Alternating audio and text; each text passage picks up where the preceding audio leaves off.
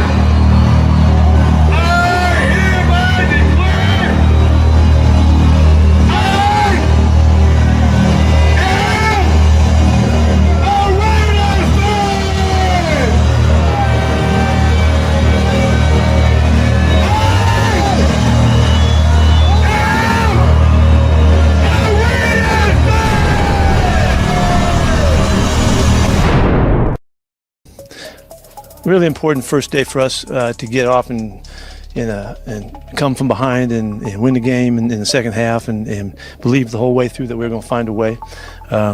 Defense did a tremendous job in the second half to hold them down, getting off the field in the third downs and all of that. Just playing tough as heck and really excited for our guys. We've worked really hard to get to this point and to get in that locker room and have that kind of fun and cheer on one another and all of that. But it was. It's East Coast, I don't know, East Coast, we don't mind coming out here, so maybe we can keep that going. I'm proud of the guys. First of all, it's always a blessing to get a win in the NFL. The Patriots, they have a good team. This is the NFL. There's going to be ups and downs, ebbs and flows throughout the game. But I think the message that Coach sends us is that, you got to stay even keel. And you got to, never pass judgment, right? You got a 4-quarter game you got to go play. And so I thought we did a really good job at, coming back in the second half, into the locker room, regrouping, and then executing in the second half. Hey, a beautiful job together. I hope you can feel what it feels like now. This is why we work so freaking hard. It comes big. We don't know what's going to happen, but if we keep staying with it and keep believing in it, it's going to happen, and it happened again. This ain't the only time we're going to get one of these. That's one win. We're here for more than one win. But I got to get a game ball. First win in the silver and black. What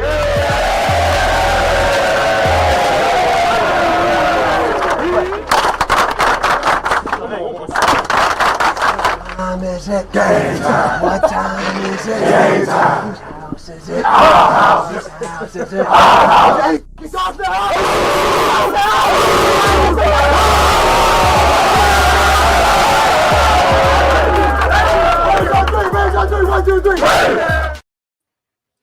What up? This is the Cage Match. How you doing, Asylum? I'm doing okay. Kind of a sad day today. Yeah, before we start, this is not a political show. We don't sides, whatever, but still, someone lost their life, someone lost their father, someone lost their husband. So just out of respect, let's just say rest in peace to Charlie Kirk, who I'm pretty sure everyone heard the news of him basically getting assassinated. So this is just, a life is a life, regardless of whichever way, a life is a life. Regardless of anything political, this has nothing to do with that. And also, let's not forget about what happened in the school in Denver. Yeah. Also happened today. So thoughts and prayers go out to the families and everybody involved in Denver, and to the Kirk family.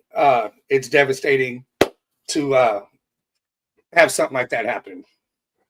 Yeah, and be you know, so public, with everything going. So yeah, that's all we want to say about that. I mean, Savage might have a little bit more.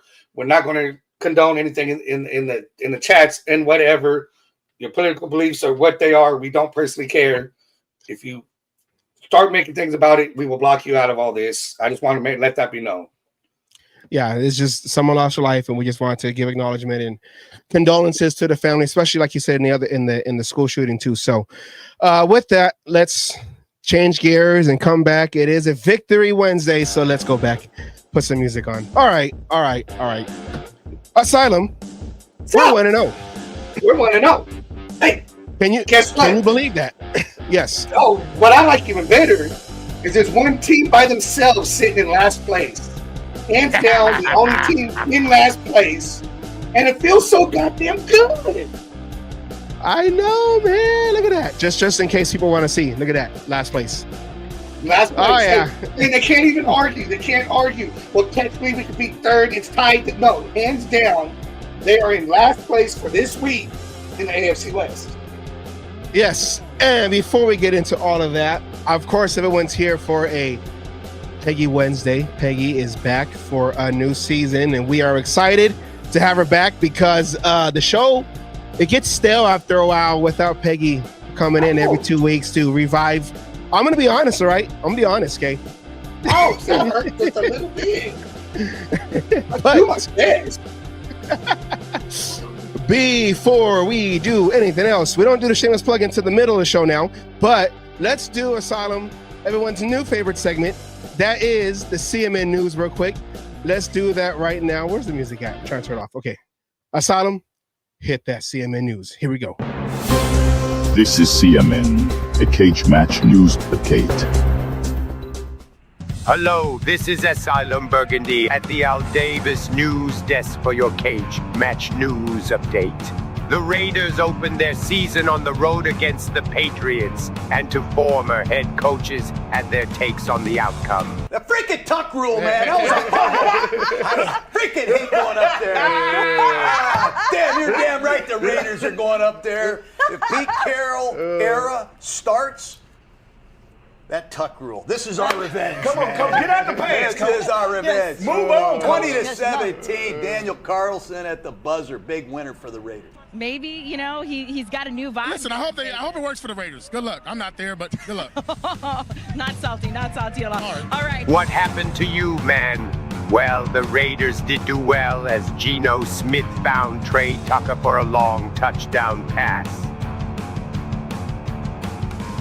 Ashton Janty kicked off his NFL career with his first touchdown as the Raiders win 20-13 and start their season 1-0.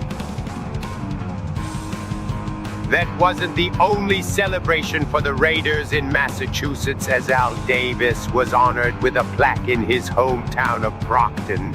Mark Davis was there to accept the honor for his father in front of the Brockton residents. If you're too young to understand the impact Al Davis had in the NFL, here's an example of his importance outside the organization. Mike, you almost got traded to the Raiders. Yeah, they play. I would have loved to go to the Raiders. If I was going to get traded, Raiders would have been. Al Davis, how he used to walk around when you're working out and always come by. I don't know why that wasn't tampering. Why they ain't never put Al with tampering? Al come right on by and watch you work out. Boy, you work out like a Raider.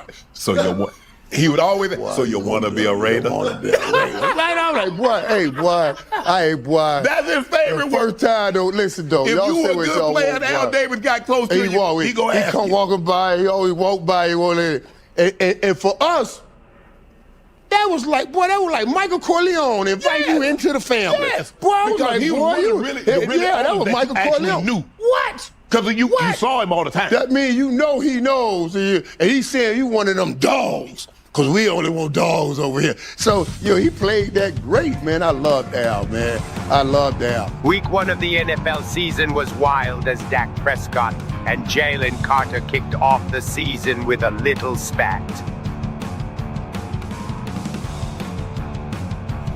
The game started off with some precipitation and eventually was delayed with lightning storms. In fact, 2 other games were affected by lightning storms as Jaguars versus Panthers and Titans versus Broncos had delays, yet Chiefs tight end Travis Kelce was the only one reported to have been struck by lightning. Don't be afraid to ride the lightning. No! In the face! In the face! I could watch that all day. Raiders face those same Chargers on Monday night. Vegas better be rocking. Go Raiders. Thank In you, the James Earl face. Jones and Asylum Burgundy, bringing it again. Bring you the hard-hitting news. Yeah, Kelsey felt that one hard hitting. All right, here we go. While everyone is here and waiting, it is time for Miss Peggy Asylum. Can you please roll out the red carpet and roll her intro, please?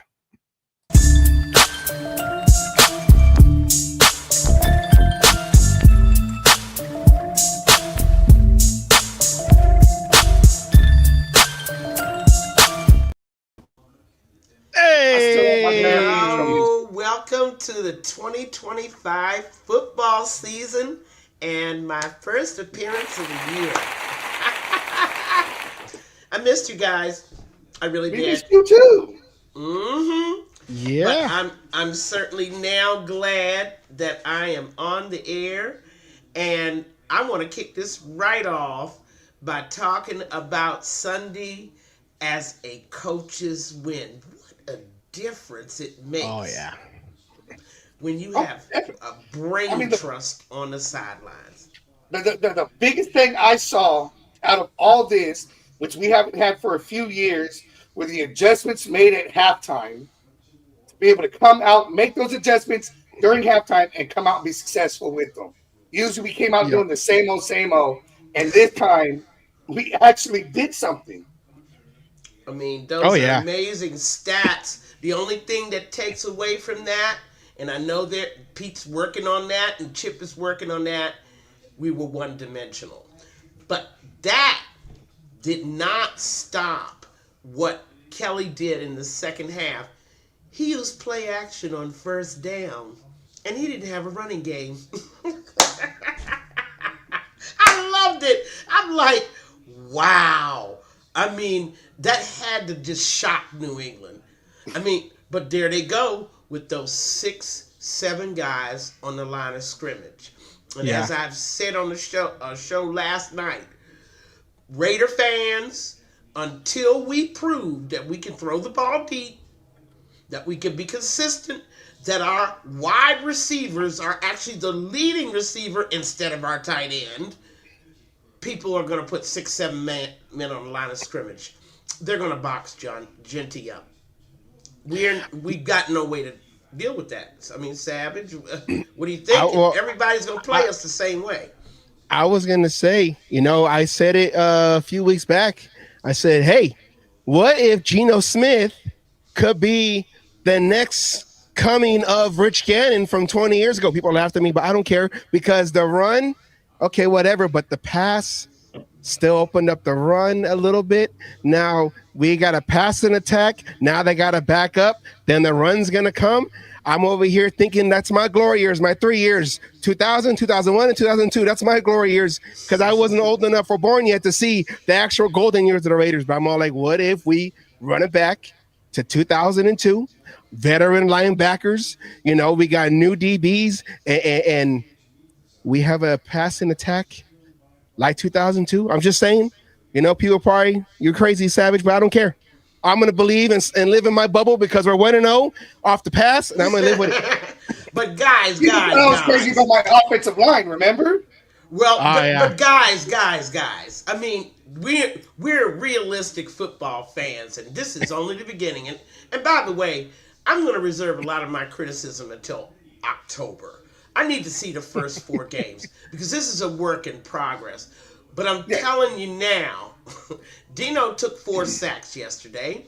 Yeah. And we only had 56 yards rushing.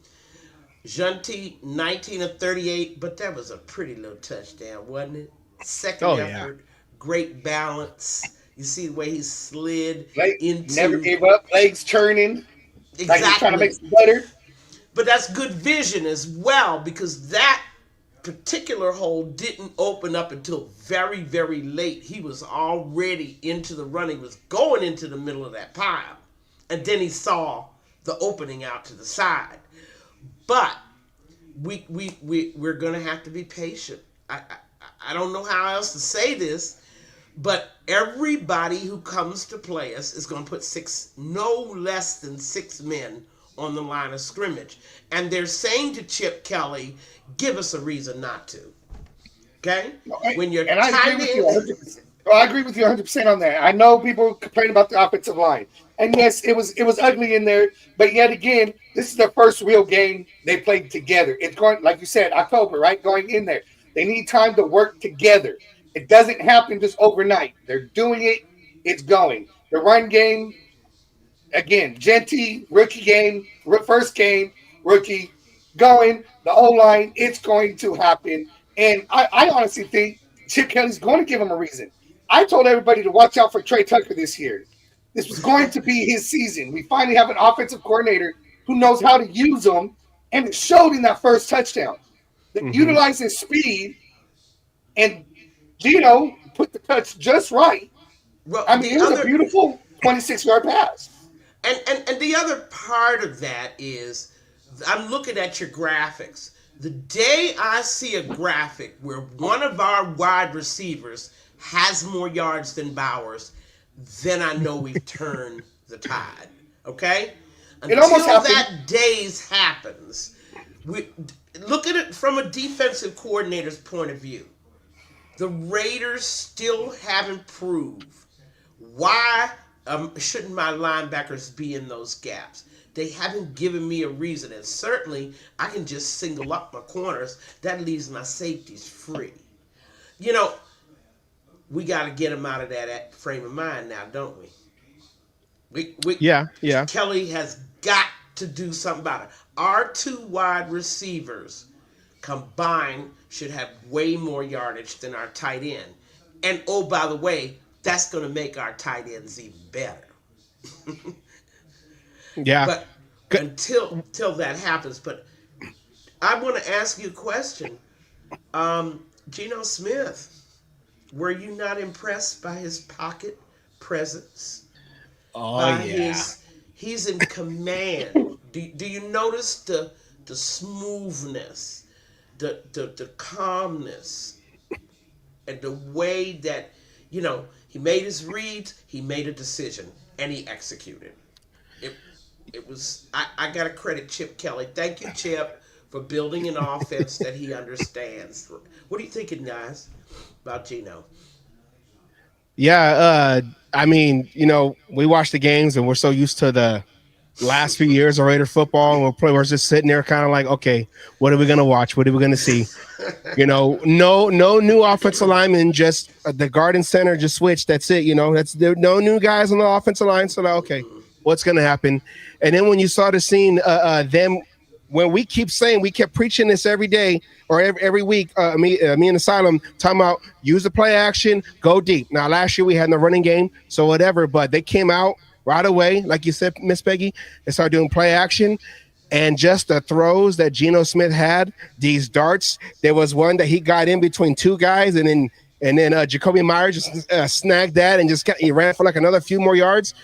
It was like, wait a minute, we have a quarterback that can make these throws now?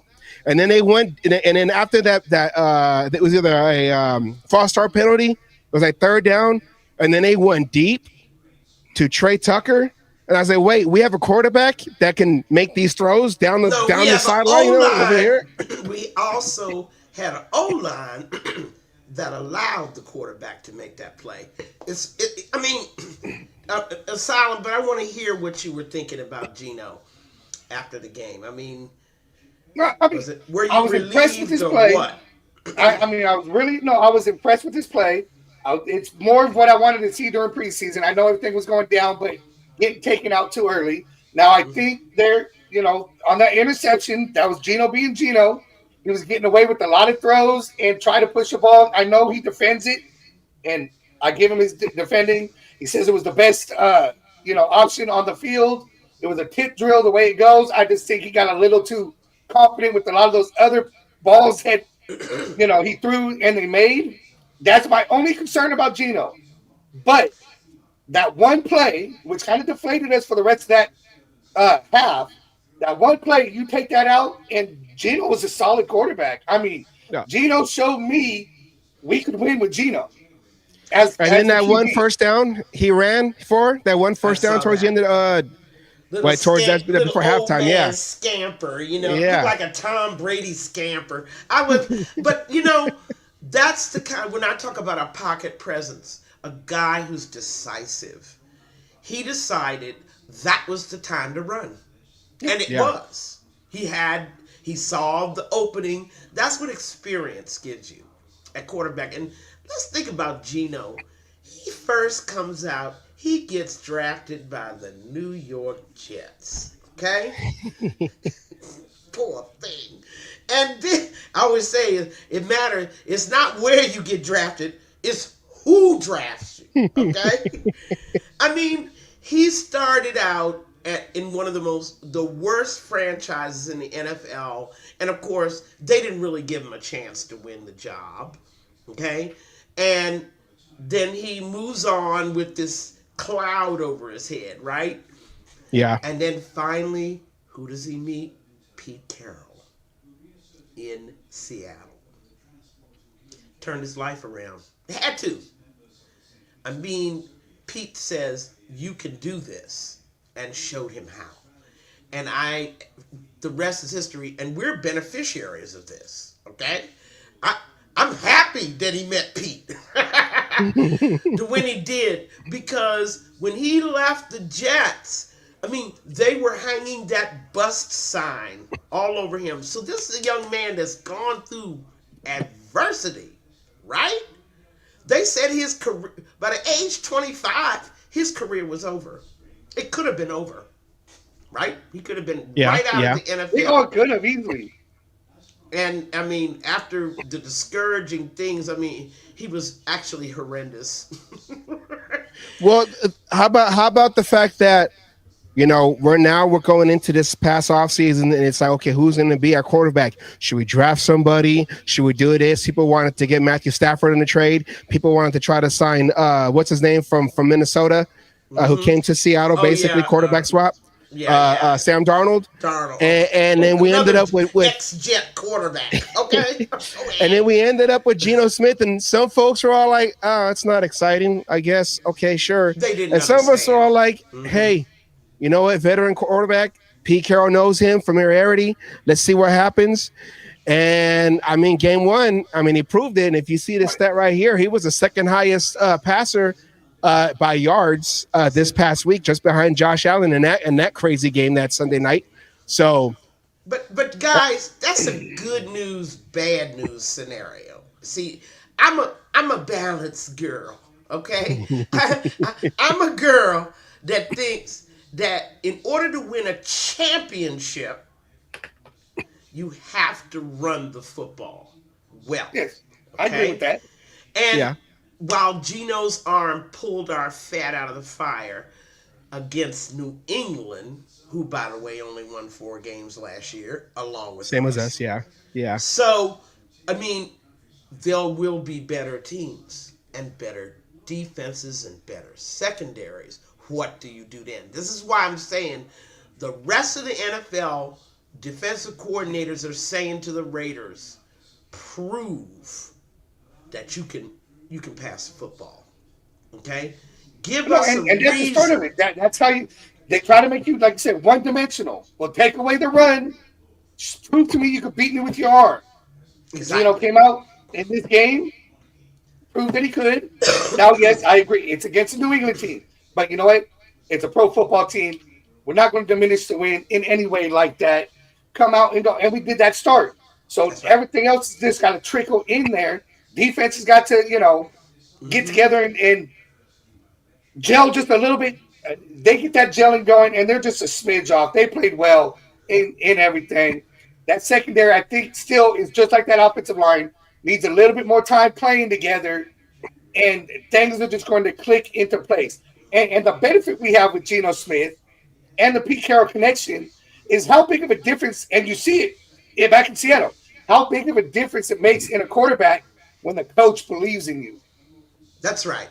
That's right. And we're slipping and sliding into talk about defense because they're of course going to get my real praise. I believe they are the true winners of the game.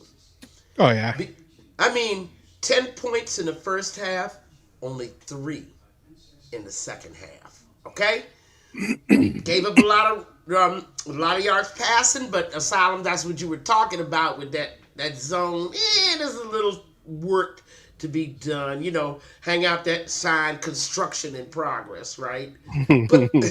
But overall, I always look at points allowed. I mean, they could run up and down the field and amass 400 or 500 yards easily. Points allowed. 13 guys. I mean, what are you thinking? I mean, another top 15 defense maybe we're looking at. I mean, you know, it's also Josh McDaniels' offense, and we've seen it the last couple of years that he can't score more than 20 points. So you kind of figured that 13 was your the maximum score that they were going to be able to make. Right. But if you go with it, again, you bring up the 20 points and you talk about it. We've struggled to score over 20 points for quite a while now. But when your defense is playing well, 20 points can win you games. Yeah. If they can keep teams to 13 to 17 points a game, on the other side, the defense, like Ms. Peggy said, let them rack up the yards all they want. Keep them out of the end zone and get the turnovers when you can to change things around. Your 20, 21, 23 points is not going to, it's not like this game. We're not talking about the fact we only scored 20 points. The last 2 seasons, that's all we talked about. We can't score more than 20 damn points. Mm-hmm. And now... yeah. Go ahead. No, go ahead. Right. No, I was saying, and this, because we can't run the football, this correspondingly puts pressure on our defense. Can't run the football. We can't run up monstrous scores like we saw Sunday night. Yeah. 2 so-called playoff teams, right? How much? 81 points? Are you kidding? I mean, I'm like, come on, guys. Baltimore, Buffalo, y'all got to play defense. Nothing like that happened to us. But you see, because you don't have that balance, because you're relying just on your passing game, that puts the pressure on your defense. But I think we got a defense, and of course, we have a defensive genius in Pete Carroll. Yeah. I don't know whether you saw little subtle things. Graham is going to learn a lot from Pete. I mean, I saw what I should have seen last year, which was Tyree Wilson being moved around. Is that not what we thought was going to happen? He was going to play in, he was going to play, he was going to play tackle. They were just going to keep moving. He was getting penetration.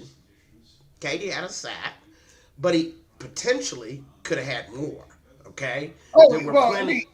He saved a big play from happening. In the backfield, he got back there. Tyree Wilson was the other one I said to watch out for this year. It's going to have a breakout season. I said both him and Tucker. Offense, Watch out for because of coaching. OC that can make plays to work for him, and I do think we're starting to see it on the defensive line. We'll see it in the secondary. We will. I think we will. It's just again, just like we said with the offensive line, it's going to take time for these new guys to play together, to get a feeling for each other, to know what.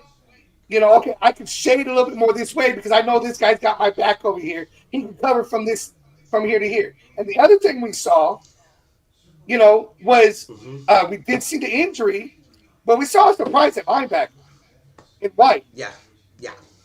He went from barely making the team. I thought he was going to be a casualty to being the standout in week 1 for the linebackers on that defense. He was all over the place. And Pratt had a nice game. I mean, he really did. Devin White, of course, was the leading tackler this week. And that's good to see when it's your linebackers and not the guys in your secondary. You don't want to see that. You want your leading tackle to be the guys that are supposed to tackle, and that would be your linebackers. I really think we didn't see much of it landing, but I'm going to tell you something that I saw, and I made the observation last night that what separates okay coaches from great coaches is the way that they move players around to give them the best opportunity to make the best plays. I don't know whether anybody noticed, but all during the first half, they were switching who they were putting on coverage. Okay? They were switching people around. And, first I see Richardson on one side, then I see him on the other side in the next series of downs. They were trying to get the match, and they did the same thing on the D-line, too. And the stunting, right? And even cross stunts. I saw 2 of those. One of them got us a sack for sure, and the other one forced an incompletion. But they're trying to get people lined up against guys where they can make plays, and they were doing it all game long. I mean, that's just superior coaching. There's just go ahead. No, I was saying that was another thing. Speaking of coaching, that was one thing that we haven't seen in a long time too. Was going into the second half, you saw they made a lot of adjustments, offense and defense. Because after that interception that Asylum was talking about, it seemed like we were kind of like teetering, like we couldn't get a first down, and then we couldn't really stop the Patriot offense. We were able to just, I think we only allowed with the field goal, so it was only down by 3. But after that, they made adjustments, which we haven't seen. Even going back to Gruden's second term, coming back in, like we never saw like real adjustments where they came out and they were able to counter everything that they saw, with their opponent. So that was one good thing that we saw. Speaking of coaching, and that goes to the experience, like you said, Miss Peggy, of Pete Carroll, especially his defense. I was going to ask, did you see? Speaking of Pete Carroll and Patrick Graham, this defense, did it look more Patrick Graham-ish or did it look more Pete Carroll-ish? It looked, because I was watching how they were changing the matchups, okay? Pete Graham doesn't do that. Graham usually sticks with what he scripted. But this time, they were moving people around, especially on that D-line, and especially when they started doing that, that's when the pressure on that boy May turned it up. I mean, he was under fire, everything. I'm like, poor little young thing. And the other part of when we talk about that coaching, where they made that masterful adjustment at halftime, which is always a sign of good coaching. The other part of that is, and Vrabel and McDaniels had no answer. Yeah. That's the part where you can tell the average coaches from the good ones, and then even the great ones. For every move you make, they make another move to counter, and they make it quickly. Okay? But they had no answer for what we were doing on defense, for sure. They couldn't. And remember, their O-line, let's go there. They had 2 rookies on their O-line and 2 guys that hadn't even been there last year. Okay? They changed out 4 offensive linemen. And back to your point, Asylum, everything, guys haven't played together. They just haven't gelled as a unit. We will not see that gelling until, October? That's what I expect to see. Getting into October, I think you're going to start to see things just go. Things going to start becoming second nature. Again, it goes back to, on the offense, back in the secondary, even on defensive line, and going, you got Tyree moving around. The players got to trust the guy next to him. And when you got somebody moving around all the time, it's one of those things. You got to be able to trust he's going to do his job wherever he's lined up. On the offensive line, you've got to see. I know Savage, we might talk about this a little bit later, but I know Savage saw a little bit out, some mistakes out of JPJ. Yeah. You know, but not just him. No, not just him. I'm not saying it's just him, but he saw some things that will only come to JPJ the more that he plays in that position with the guys next to him, because then he can sit there and trust. I don't have to go do this because I know my guy here on the left got this, or my guy on the right's got this. I just got to do my job here in this spot and do what's being asked, and that only comes with the time. I mean, again, we've got 3 people. Well, we'll say 2, because Parms played that position before. So we got 2 people who really, and one of them has to trust both guys on each side of him, and he's never played center before. Right. He's new to the position. But again, we asked JPJ. I mean, here him and Glaze, poor little things. They came in last year and got thrown into the fire. I mean, tossed like logs into that fire, and okay, go out and start. You don't get a chance to sit behind anybody. There's, of course, no all-pros on our line, so you don't get to learn from anybody either. Nothing but bums next to you. Oops, I said I wouldn't say anything bad until October. No, there's nobody to learn from, and you got poor offensive coordinator, poor coaching. JPJ has played 3 positions since he came here. Started out as a left guard, right? Moved to center, and now he's at right guard. And I asked the offensive lineman, how is it different when you're on left side one day and the right side? Well, the first thing they told me is which hand you put in the dirt. Mm-hmm. Now, Sam, you can help me out on this. Mm-hmm. It does change things physically. What does it do? I mean, well, when I played in high school, my glory years. No, when I played, I started off as right tackle in freshman year. You got your right hand down, and then you're able to move. Like if it's a passing down, you can kick back your right foot to try to cut off the defensive end, whoever's rushing on the side. My senior year, they moved me to left tackle, which everything is backwards. So what you're used to one way, footwork too. Yeah. So when you're playing, like for me playing right tackle, I have my right leg is staggered forward compared to my right leg because I'm gonna turn this way.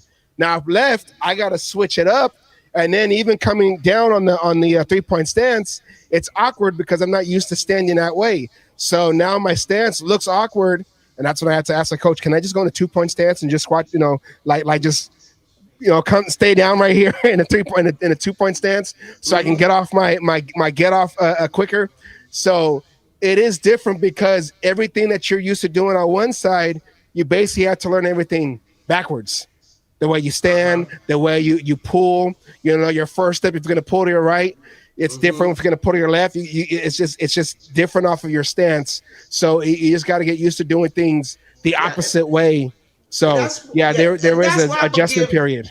I'm going to give JPJ a pass. I mean, we've asked a lot out of him to be a rookie. He had that little penalty, that little thing going on the side, that late hit, that and everybody's like, I'm like, leave that young man alone.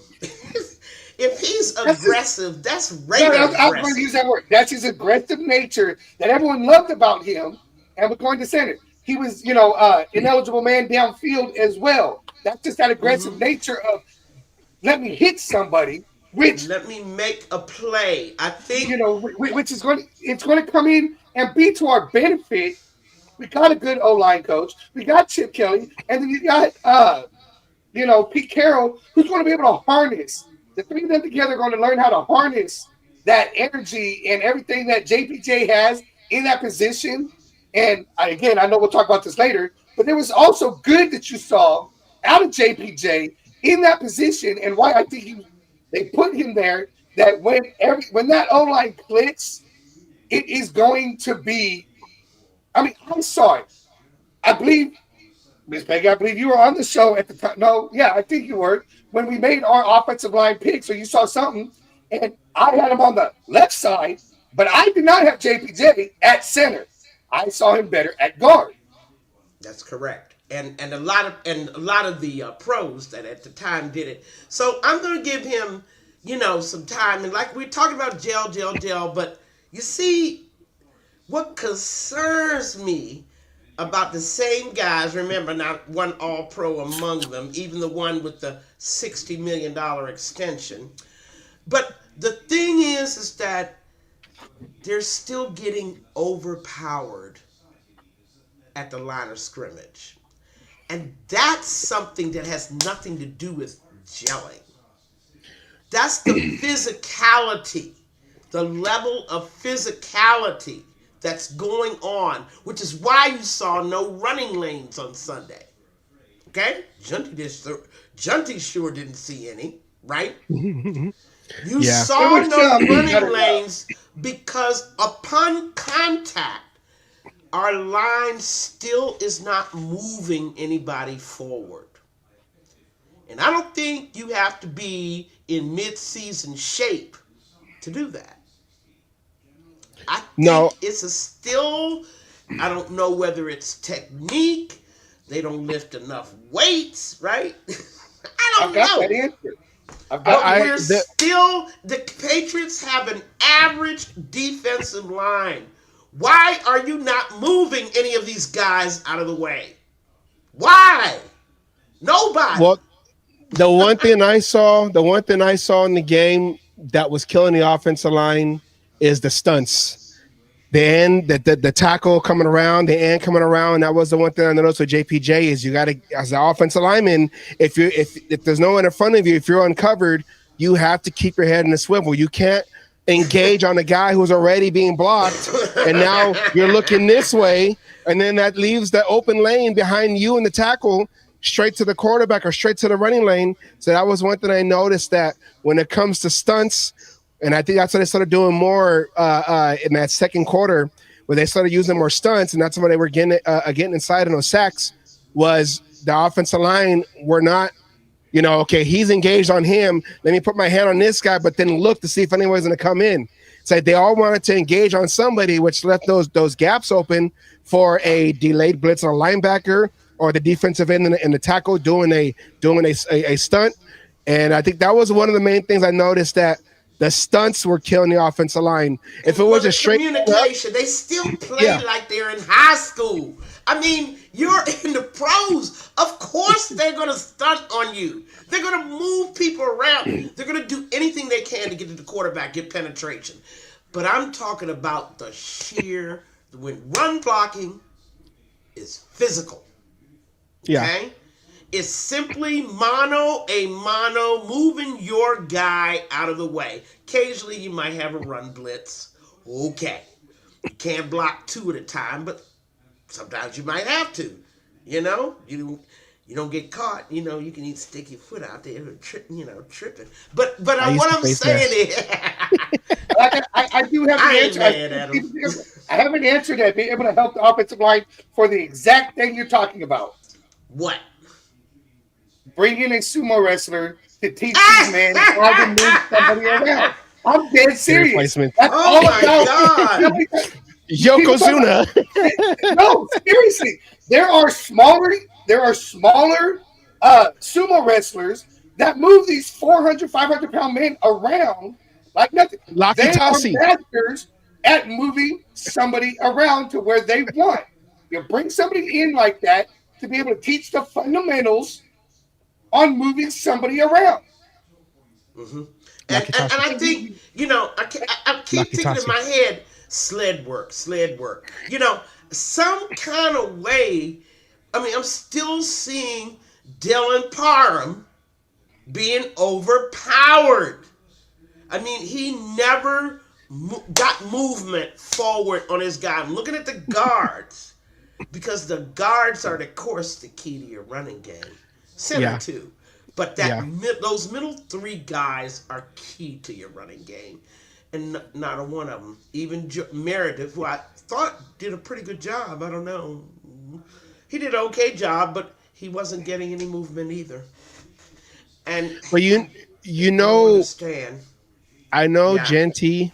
I know Genty's contributions didn't really show too much in the stats, but Genty as a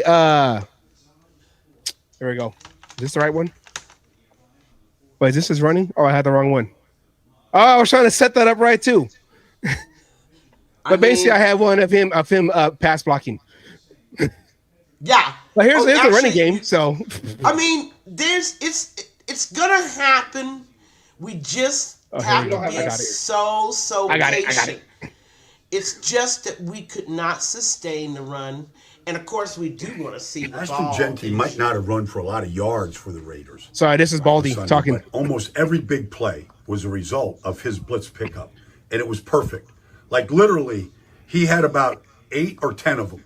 This touchdown to Trey Tucker, Geno Smith had time. But you watch him right here, scan the field, go everywhere he's got to go. Like perfect. One perfect blitz pickup after another. Like this is Harold Landry he's going to go blind. A starting defensive end. All right, here he comes. He butts him up. Keeps him off of Geno Smith if he makes the throw. Like, and then when he got his chance, like he didn't need much. But those legs, if you don't get his legs, they ain't going to stop. And he finds the end zone for his first NFL touchdown. Everybody was thrilled about that. But you had to be thrilled about this. Like one great blitz pickup after another. Bam. Nice. Keeping guys off of Geno Smith all game long. And the Patriots, they blitz every chance they get. Go meet Ellis right in the hole. Like his technique, his fundamentals, his eyes, bam. One after another. This was impressive watching Ashton Genty and blitz pickup all afternoon long. So you notice that? His head's constantly moving around. Look at that wall right here. And Geno gets a chance to hit the rookie Dante Thornton down the field for 36 to put the game on ice. Well done, Jen. Yeah, and I'm saying this is what we like to see from our young running back too, but we did bring him in to run the football, okay? Yeah. And the reason why he had to pick up all those blitzes because we couldn't run the football and we had to win on Geno's arm. There was a lot of passing plays because of that, but Geno still took 4 sacks. You know? I know you guys love that touch. I love the balance, right? Did you see how he used bodies to roll? Yeah. He finally found they always that. Fall forward. Always fall finally found that. And still, the Patriot defensive line didn't get moved. Okay? No, but I wanted to say, I feel everyone expect everyone, Raiders fans, Patriots, expected this as to be a run-heavy team. We talked about being a run-heavy team. I wonder if part of the reason we were passing so much was because it was just expected. They were able to stack the box. Yes, that was their plan, to stack the box. They didn't have another plan because they expected us to just, definition of insanity, right? No. Every team in the NFL knows for the last 2 years the Raiders have not had a deep passing game. It's not it's not in our game plan. It's in their game plan. They are determined that to make us one-dimensional, to make us do what we have not done well, which is throw the ball deep. Okay, and that's how come you got the 6 and 7 on the line of scrimmage. Not only did you get to put pressure on the quarterback if he does pass, but you clog up all the running lanes. This is going to be, you can bet on it. The Chargers, when we go see the Chargers, you're going to see 6-man fronts. You're going to see 6, 7-man fronts until you can burn them. I mean, burn bad a lot of people, and you can't just do it 1 or 2 games. You have to show 8, 9, 10 games in a row that if you start stacking those linebackers, we will make you pay right behind them, okay? Which is what happened in the second half, by the way. You throw right behind them. In those gaps, you start running posts, right, and slants. Start getting some rack from the wide receivers. I mean, from the slot. You make them pay. And lo and behold, you'll start seeing only 5-man fronts. And even 4-man fronts. Right? When they're scared of your passing game. That hasn't happened yet. We don't have a wide receiver that anyone thinks they have to double. You understand what I'm saying? And that's, you know what, let us stay under the radar. Let them underestimate us, because we have an offensive coordinator, like you said, Miss Peggy, someone who knows how to design plays and knows how to call and get guys open. So let them you know, come to the box, stack the box, play action over the top. Okay, back up. Genty goes in for like 6, 7, 8, 12 yards. So I think with us having adults in the room now, like you said, Miss Peggy, adults in the room. You know, you have Pete Carroll, an adult in the room. You have Chip Kelly, an adult calling offensive plays. You know, been doing it for a long time. And I know it's only game 1. You know, nobody has any game film on the Raiders right now because it's a new offense ran by. They don't need any. They look at our personnel. Do you understand? And I want that. I want that. Let them underestimate. Jacoby Myers is going to go off. One day he will. He hasn't yet. And let me go to talk about Mr. Thornton, who everybody is just so amazed, you know, with his speed. Well, that's fine, except there's more to being an NFL receiver than speed. And defensive coordinators know that. First, you have to get off the line of scrimmage, right? And then you have to run the route correctly, and that's playbook. Then you have to get separation. Then you have to actually make the catch. And then you have to show them how dangerous you are when you run after the catch. Do you understand what I'm saying? He has something to prove. No one is scared of any of our wide receivers right now. But see, also Chip Kelly's job to make them fear them. Thornton is not the focal point of the offense. Everyone's looking at Bowers. Then their second option is looking at Myers. Yeah, but then their third option is looking at Trey Tucker, the other speedster. So Thornton doesn't have to worry about being a Randy Moss rookie year with the Minnesota Vikings having to make these plays. He can develop on his own. Yes, he does. But see, this is what I'm arguing. Yes, he does. We need a receiver. We've got to get those 6, 7 man, that 6 and 7 man off the line of scrimmage. How do you do that? How do you do that? Chip knows. I know Chip knows. Yeah. Right? There's something else I saw. I wasn't watching because I was paying too much attention to that wretched O-line. But anyway, did anybody see Chip Kelly's use of the double tight end set? How he used it? I know we're going to have to see more film.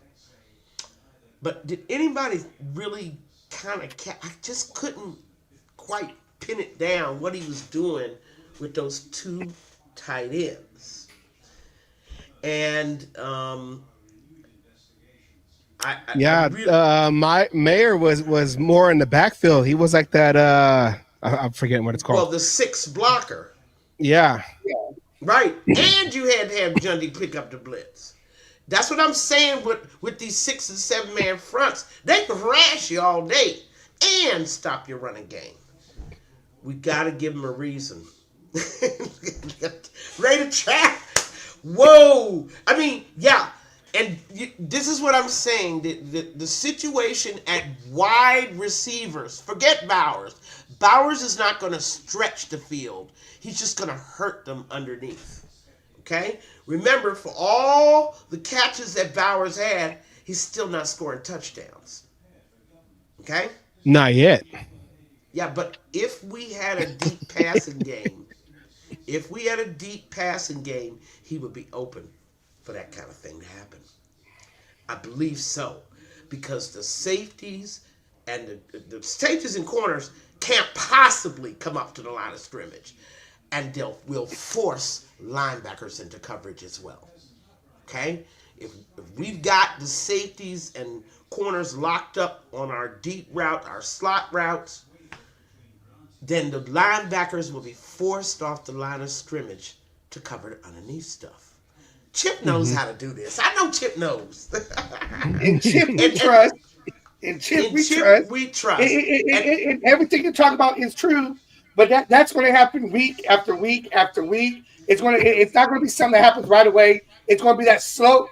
Now that she said it, though, I want everybody in the chat to pay attention to this as the season goes on, because it's going to be. But, because the Tuckers are going to come alive, Myers is going to come alive, everything else like that, and you're going to start to see 1 week, right? Not as many. The next week, it's not going to be all of a sudden one game. It's going to be exactly what Peggy's asking for, but you're going to see it gradually, but we need to show it and establish it as one of our signatures. Yes. Right? The way, the Al Davis way, right? And speaking of Al Davis, I've got to run, but I was there for the ceremony in Brockton, Massachusetts, and let me tell you, it was a proud moment to be a Raider fan that day. Mark Davis was there, Plunkett came, Sandra, whatever her name is, the president, and there were a few other Raider bigwigs there as well. Al's parents immigrated to the United States, and they settled in Brockton. And they had Al and his brother while they were in Brockton, and later on, they moved to New York. Okay? I'm not sure it's New York City. I'm not sure where in New York. But the point is, the city of Brockton is very proud. And do you know who else is a Brockton native they are very proud of? Marvelous Marvin Hagler. They got a nice bronze statue of him, but they want to build a statue of Al as well. They want to kick off that because they are very proud of him as a favorite son. It was a wonderful ceremony. The kids were there, and Plunkett did well. Anyway, gotta run. I hope I've given us food for thought. It's going to be exciting because the Chargers are a much better coached team. Okay? And probably a better defense. But look at that right there, though. Oh, man, yeah. But the mind, man. Watch this classic battle of the football minds at work. Think of chess, right? Yes. One move, then a counter move. I'm going to stop that. I'm going to stop this. I'm going to do this. You're going to stop that. And whoever at the end makes the best. It's going to be a good game. I think it's potential to be a good game. On Monday Night Football. That's right. At some point, someone is going to make an unstoppable move that the other side doesn't have. I just hope it's not us. I don't hope it isn't happening to us. I hope we're the ones that make the unstoppable move. Anyway, guys, it's great to be back. I will see you in 2 weeks. And by that time, we'll have 3 games under our belt, right? And maybe we'll just happen to be seeing the start of what you were talking about. Maybe. Well, hopefully. We'll track the progress of that. When you start seeing the 5-man fronts and then the 4-man fronts because they want everybody out in pass coverage, yes. And when you start seeing it game after game after game where they're only going to commit maybe 5 to the front, Junty will run on top of them. Oh, it's coming. It's coming. I can't. It's coming. Right now, the biggest task is to get rid of that 6th and 7th guy. Yeah. And to do that, I just wanted to ask you. Yeah. I just want to ask you one quick question. Are you happy the fact that we got Pete Carroll and none of the other new coaches. Because as you see, Pete Carroll and Duval are the only ones. Aaron Glenn should not have lost that game. Pittsburgh deserved to lose. How dare they give up 32 points to a guy that used to play for, right? Touchdowns, yes. I mean, 4 touchdowns. That is a game that the Jets should have won, and this is where we go back to coaching. Pittsburgh has better coaching. It doesn't matter, and Al Davis said this all the time. I don't care if I win by 1 point. I just want to win. I just want to win. I just want to win. If I can coach out and when I see my defense is, giving up 32 points, right? I got to coach my way out of that. Yeah. And he did it. And Tomlin did it. But we're going to finally see what good coaching looks like. Guys, I think you're going to enjoy this season. It might be the first one in a long, long time. And I was in high school the last time I enjoyed a season. Oh, my goodness. That was 20 years ago. Anyway, I got to run. I will talk to all of you in 2 weeks. Bye, everybody. Thank you, Miss Peggy. Bye. See you later. Bye.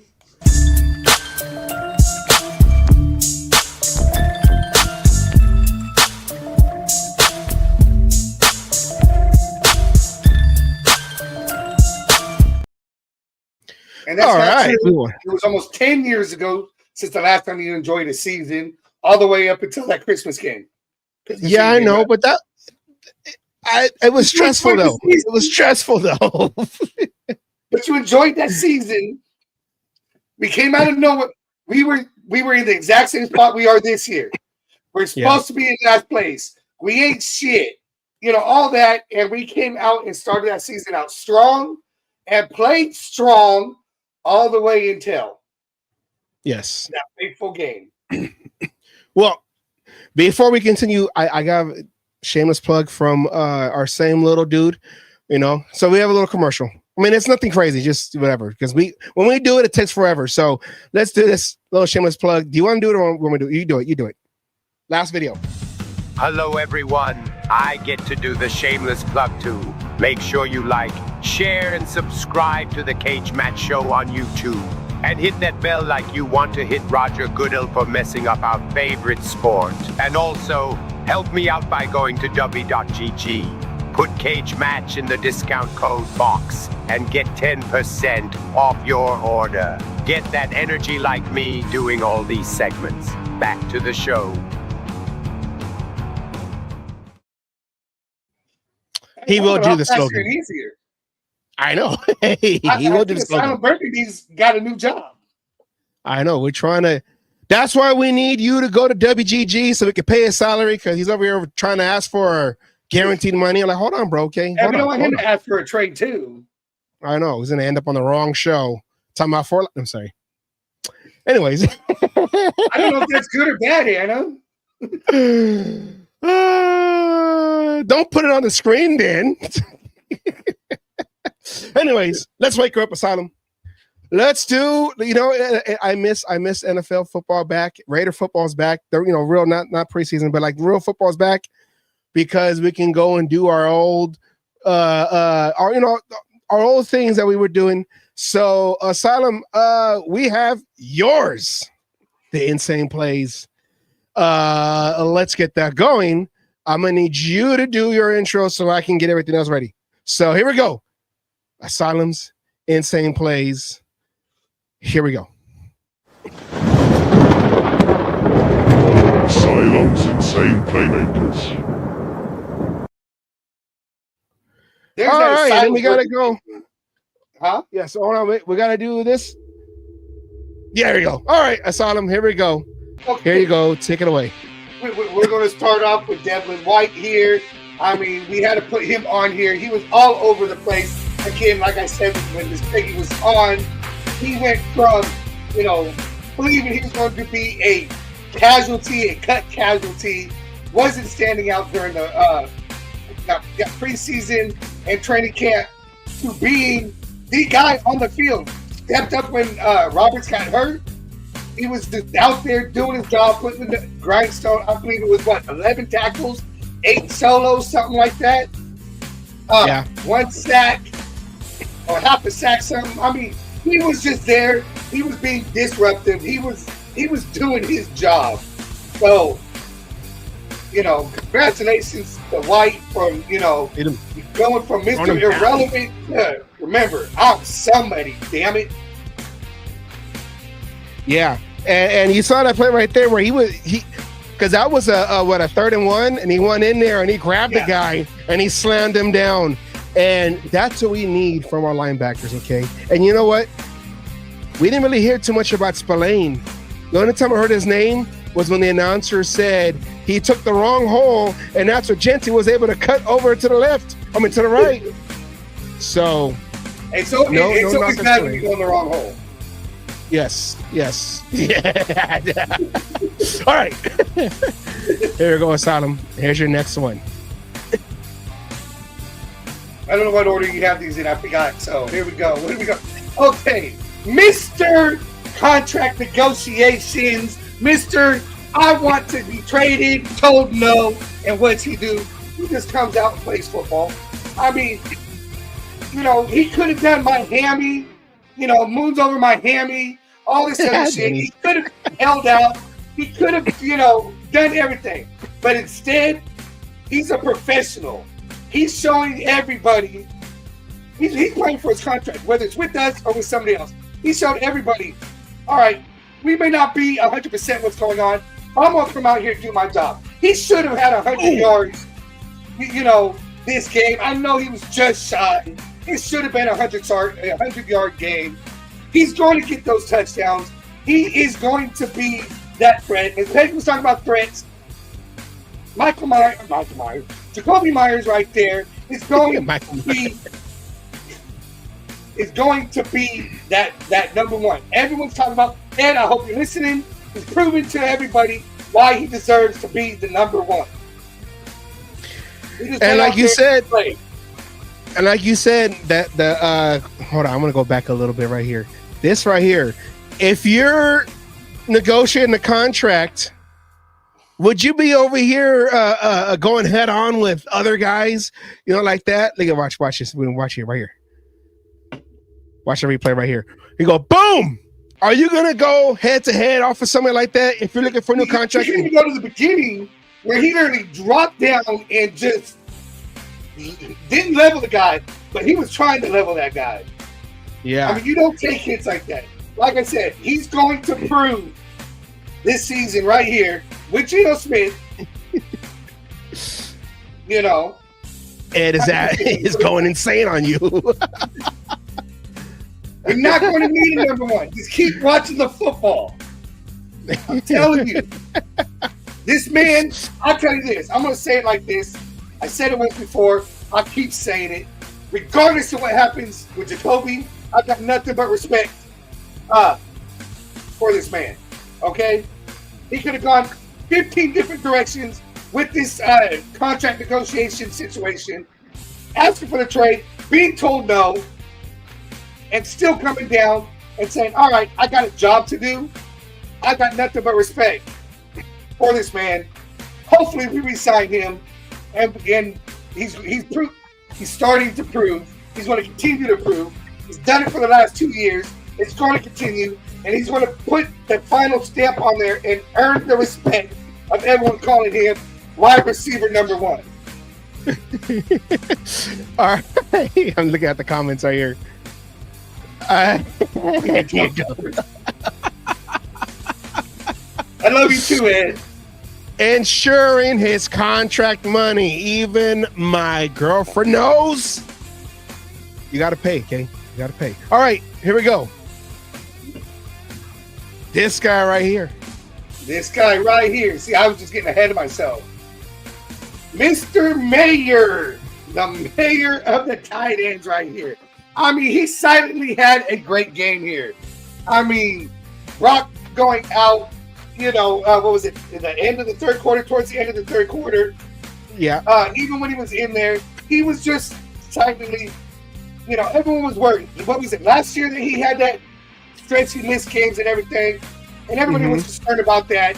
Everyone was concerned about him giving up, right? This is another kind of, maybe he's learning from Jacoby over there. Oh, you got my replacement. I don't need to even try. This man came out here and is saying, you know what? There's not one tight end you got to worry about on this team. There's two you need to worry about. If you're going to double team him, you're going to do this. I'm going to come out and do my job. And not only with the catching, but also with the blocking. I mean, this man, this man is trying to be that utility tight end. Not one-dimensional like Travis Kelce. He's trying to do it all. He wants to be, on that field. He wants to be there. He wants his name etched on there saying, he's trying to make fantasy squads, goddammit. That's what he's trying to do. He's like, don't forget about me. I could do it all. He had a great game in this going, and he's getting his feet back under him after all that, and he's just shaking off all of that BS that's been coming out through the end of last season and this offseason. He's just shaking it off and going, so that's our And then what I was going to say is maybe he took that time off because he was tired of listening to Devontae Adams cry and whine and everything about whatever. Because when he left and he came back, oh, yeah, I'm ready to play now. I just was tired of the bitching and moaning of this guy with his hamstring. Don't want to play. Anyways, maybe I'm just making up. I don't know. I'm not in the locker room, but. You're right, though. You never know. I mean, the timing kind of coincides with each other. Well, I have an honorable mention for myself, and I called this one during the preseason because I felt like this guy was showing. Wait, wrong button. This guy was showing out when he came to the Raiders via trade. He was swapped from Jacorian Bennett, Thomas Booker. This guy, here's Baldy. The guy that popped for the Raiders on Sunday was a guy they just traded for from the Eagles, Thomas Booker. Like, he can flat out play. Like, his movement is elite. And you watch him right here, and here he is running this twist stunt with Max, right? And they get to Drake May. One hit after another. Like a big man that can move, that takes up space inside. Like, this is excellent. Like, here he comes. Like, they can't really stop him. Blocks the ball right there, gets his big paws up. Does his short yardage. Watch the instant penetration here. Instant penetration. Now Stevenson's got to move right into Devin White. But he doesn't make the tackle. He makes the play, however. All right? One play after another. You watch there. Like, here comes Booker. May steps up, and who's to greet him? Meet and greet with Thomas Booker. That's what it looked like. Play after play after play. You watch this right here with Max. They got a good side coming. Like, this is a huge play in the third quarter. Like, they both get to Drake May, and they force that interception. All right? That pressure forces the interception. Like, there's nothing about Thomas Booker right here. It's big. Like, they're getting to the quarterback. There's Tyree Wilson gets that sack, but Booker, man, what a debut. Now, think about it. We were paying $100 and something million for a guy who came over from the Miami Dolphins to be that force. I'm not saying that Booker is at that level yet or whatever that was established before he came to the Raiders, talking about Christian Wilkins, but I don't know. He's showing. We just showed it. He spent more time back there than Wilkins did all his career with the Raiders. All his career, his whole 5 games. But you see, though, he did it in one game. Is what I'm trying to say. He did it in one game, and that's and I said that. I said, you know what? Because we went to the Seattle game, and I'm right there, and I'm watching him. I'm like, he's getting in there. He's like, no, PKR, you traded for me. I don't care if I just flew in 2 days ago. I'm playing. He was wearing 47 during the preseason. Now he got 99, but he's getting in there. He's making plays. He's occupying the guard in the center in the middle that leaves open a linebacker to come in, a Max Crosby to come in. Anybody else, Tyree Wilson was able to get a tackle off of his assist on that play. So I know we have a lot of no-name guys. It seems like, what are we going to do? We don't have a lot of new, we don't have any stars. We let them all go, whatever. But you have Pete Carroll coming in, and he's instilling that compete. And though this culture building thing, AP was trying to do that last year and then the half year before, but Pete Carroll already knows he can write a book on how to do that. But it's more so how to get these players to believe in themselves and go out there making plays. Like you said, Asylum, Tyree Wilson, learn how to believe in yourself. And I'm pretty sure my girlfriend's laughing because I use it as a joke. Just believe in yourself, okay? You know how to open and believe in yourself. That's being sarcastic. No, but you see that Pete Carroll is helping these new players, or these players that, like Tyree Wilson, he got that number 7 overall pick from 2023 on him, where it's like, oh, what are you doing? You're not living up to your standard. You're a bum. You're a bust, all that. But now he's starting to click. They even said, you brought up Tyree Wilson, and I'm sure Pete Carroll has something to do with it. They literally said it was going into the 3rd preseason game or right after it, in the practice, that switch just flipped, And it's, if you believe in yourself and could do this, that switch. And obviously with Booker, I mean, something's there. They traded for him. They got him. Something was said because, like we said, he spent more time in the backfield than Wilkins did. Yeah. That's only game 1, but still. Game 1. But even like Baldy said, and this is what was getting lost with Tyree Wilson. Just because you're not in on the tackle doesn't mean you weren't the reason for the play. Mm-hmm. Right? He blew up that play that forced him into, that tackle, the tackle. Blew up the play so Tyree could get the sack. Him and Max Crosby were there to force the interception. Just because the tackles in the stats, and that's why I hate these stats sometimes. It's because the stats don't show everything. Because they only show tackles, sacks, all this other thing. If you're back there being disruptive, which is what you want out of your defensive line, to disrupt the play, then that is being effective and that's being a good player. And that goes back to like what Peggy was saying, is that with these offensive line, they're not pushing the guys forward. Well, that's what Booker, I want to call him Booker T. That's what Thomas Booker is doing. He's pushing these offensive linemen into each other. That's opening up, the other defensive gaps in for other players like Max to get in there, or Adam Butler, or like Tyree Wilson. Even linebackers coming in. And when it comes to football, this is why, like you said, some stats don't tell you the whole story. It is the ultimate team sport. One guy's job might not be to be the guy who gets all the sacks. He's the one that has to be the guy that disrupts the rhythm of the offense. If that guard is trying to pull and he can't because that D tackle comes in and cuts off his blocking lane, now that running back who's relying on that guard to be his lead blocker going into the first level to the second level of the defense, if that guard is gone, now it's just the running back. Now you can swarm defense and stop him. And that's the one thing where if you have D tackles that's disrupting the blocking lanes for the offensive lineman, a pulling guard gets stopped. They're trying to do a trap play, but that tackle saw it. So he cut him off before he can make that trap for the running back to go up the middle. He stopped it. Now there's a linebacker that can come in and clean up, or the other tackle to come in and clean up, crash the offensive lineman together to open the gaps for the linebackers to come in and fill. So Booker, I want to say Booker T for Thomas Booker, he's causing that havoc. So all these moving parts are getting stopped because he's jamming into that machine that is the offensive line, and everybody else can come in and swarm, and now negative plays are happening. He's allowing somebody else to come in and clean up the play. Yes. To finish the job. Now, Asylum, going back to offense, that is going back to offense though.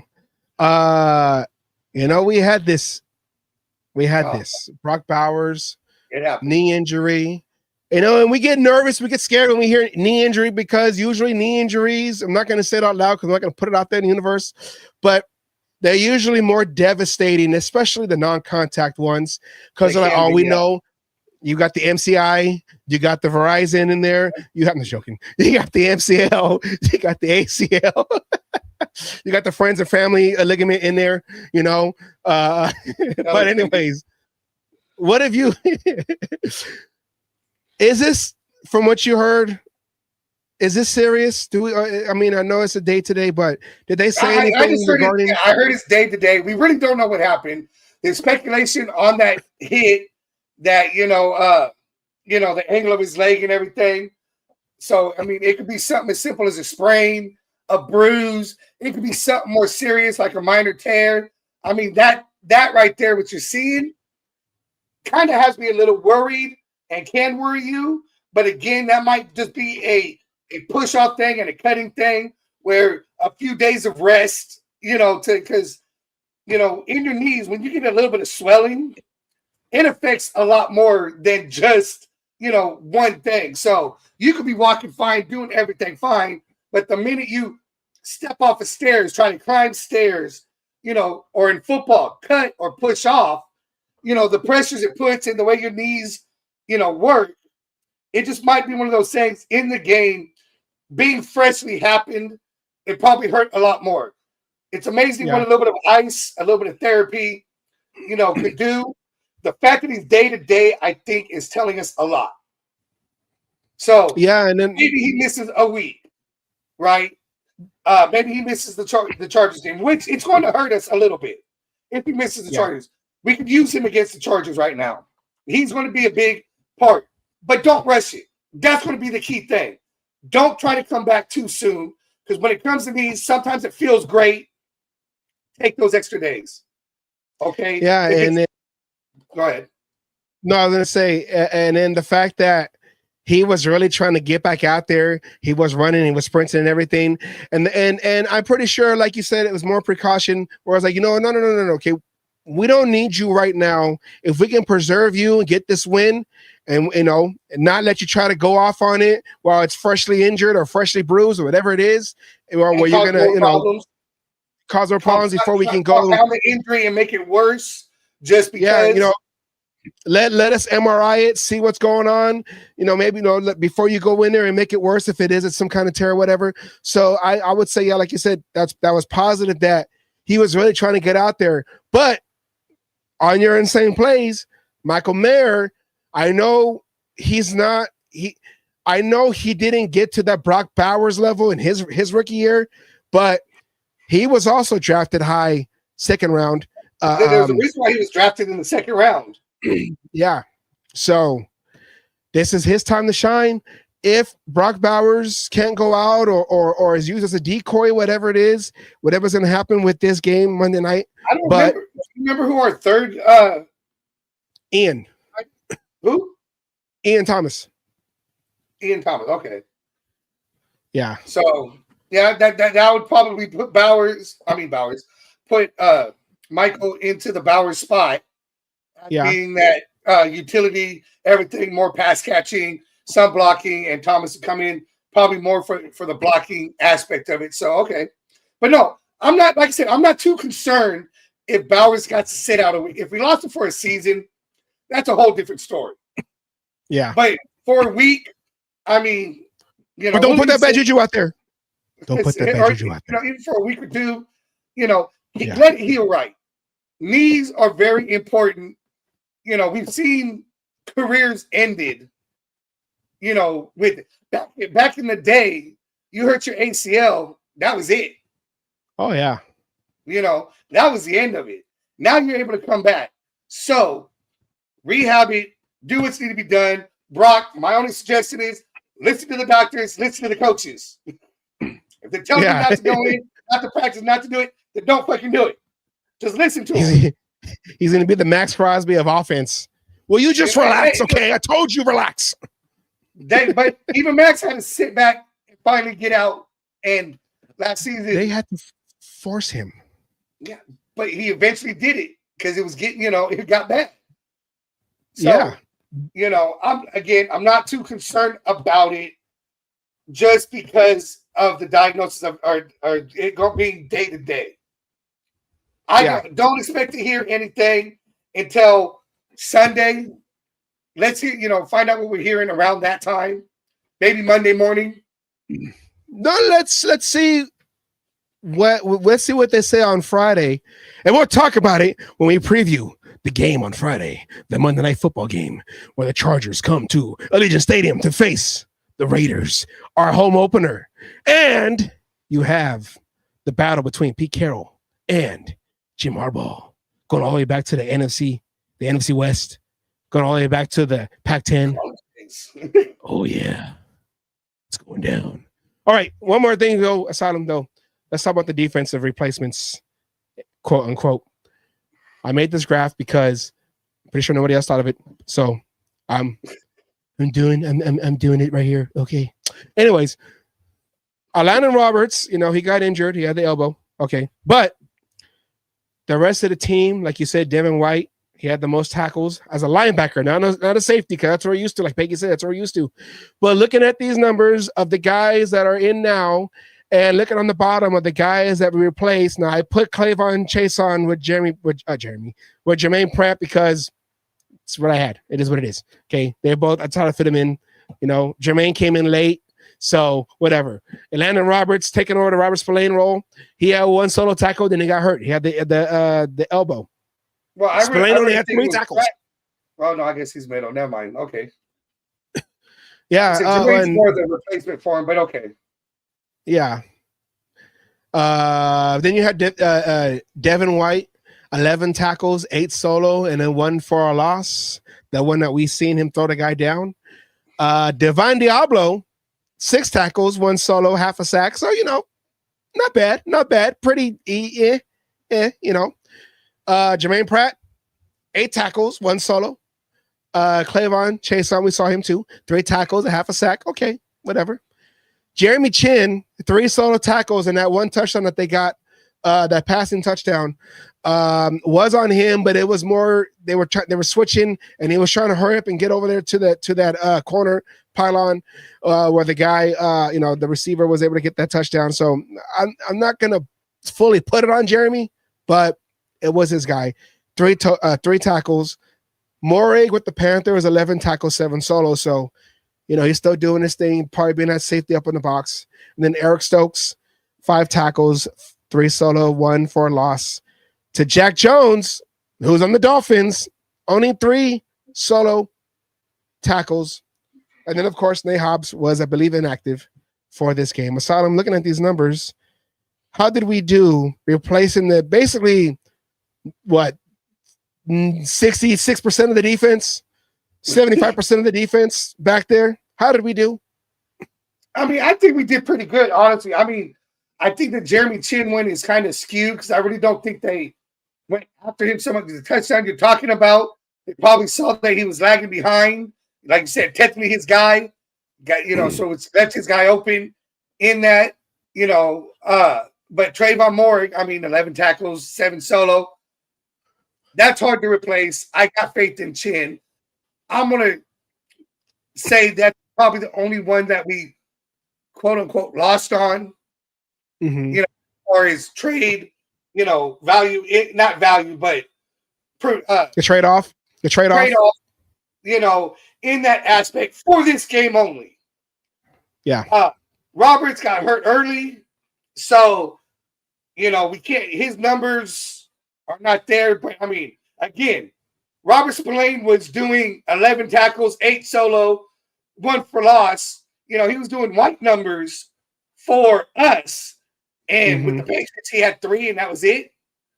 So, to me, that there, if Melandon would have stayed in, he would have beaten Spillane numbers-wise, trade-off in that.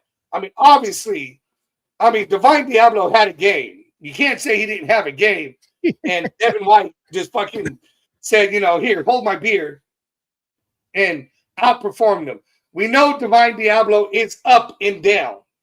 Yeah. So if this was a game, let's see what happens next week for both Divine Diablo and Devin White. Yes. Jermaine Pratt, you're talking about your linebacker versus a defensive end here, but I still think Pratt did his job. You know, Chase on basically by you look at that and that half a sack was probably on one of those 3 tackles. So, I mean, that way I think we win. And you know, Stokes obviously outplayed Jack Jones, but Jack Jones overall, other than that year that we pulled him off of waivers, kind of hasn't done nothing that year. So, I mean, I think that was Stokes had no competition there. He just needed to do his job, which he did, and that was easily a better trade-off there. Yes. So, yeah. What is that? 3, 4.5 out of the 5, right? I mean, you want to go in there. We'll say 10. I really think don't read into that too much. If, like I said, I rewatched the game again, and they didn't. You know, Chin, when they don't pick on your side, that means you're doing your job. So tackles and shit like that ain't gonna be there. So that Chin number, I think, is just a little skewed because of that. Just because, you know, he was out there doing his job. Chin was not looking bad. Chin was allowing Palomau to be where he needed to be, you know, to be able to get that interception because he was able to shadow who he needed to. Let's see how Chin was playing well in the preseason, you know, and you heard nothing but good things in training camp, and I think it's going to continue. All right. I have switching gears. Now, this was kind of going around a little bit, but we're going to show it here. Antonio Pierce has surfaced. Seems kind of upset. You saw it in the CMN clip. But it's a perfect time for us to do Raider Hater. Oh, yeah. Asylum, please play Raider Hater for the audience. Why you wanna play a hate on me?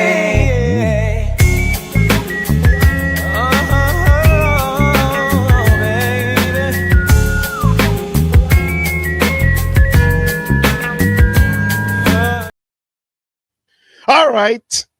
Now, we all remember, and this is the video I was trying to play a couple of weeks ago when I was in Seattle, but we all remember AP's kind of acting like that ex-girlfriend that just won't leave you alone. He wants you to notice him. We all remember him. He was over here at Chiefs camp wearing Chiefs red. And we saw this. We talked about it and all that. And, okay, you know, we'll excuse it because there's not a lot of jobs in the NFL. And if you want to still coach, you got to go to a team maybe you don't like. Even if you bleed silver and black, sometimes you have to wear Chiefs red and, you know, look like you're working at the drive-thru at McDonald's. But Asylum, here's what happened on his morning show. To be a new head coach and what it takes to try to turn around a team. But let me ask you this. Pete Carroll with the Raiders. Right. Everyone wants to know your thoughts. Can he turn that, not even into a dynasty, can he just turn them around? Just need consistency in that building, right? AP, let's go Pete Carroll, Antonio Pierce, Josh McDaniels, Rich, Gruden. I mean, how many different coaches have you gone through in the last 5-6 years? At some point, you got to find a coach that you like. You got to like the culture, the accountability, the responsibility, and then the commitment, right? Everything with the Raiders is about commitment to excellence. Well, how do you have excellence? You need some kind of consistency, right?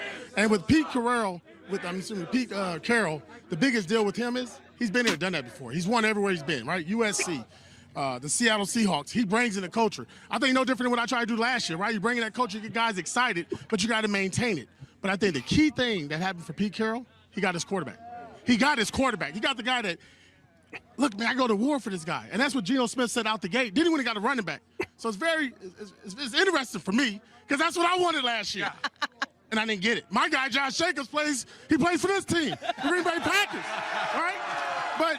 But better yet, I think with him and Spytek, they've done a great job of working together. It always starts with the head coach and GM being on the same page. Well, here, what about the Raiders? Because you know what's going on inside that facility. I do. A lot of expectations. Fan base expects you to win. You're in a division with 3 of the best quarterbacks in They're football. in the rain. And look, I give him a lot of credit. He's spinning that thing at 70-plus years old. I hope I throw it this good in a couple minutes when I'm out there. But I'm shocked. Where's the gum? Like, normally he's chewing gum, all kind of stuff going. Where is it at? But maybe, you know, he's got a new vibe. Listen, I hope it works for the Raiders. Good luck. I'm not there, but good luck.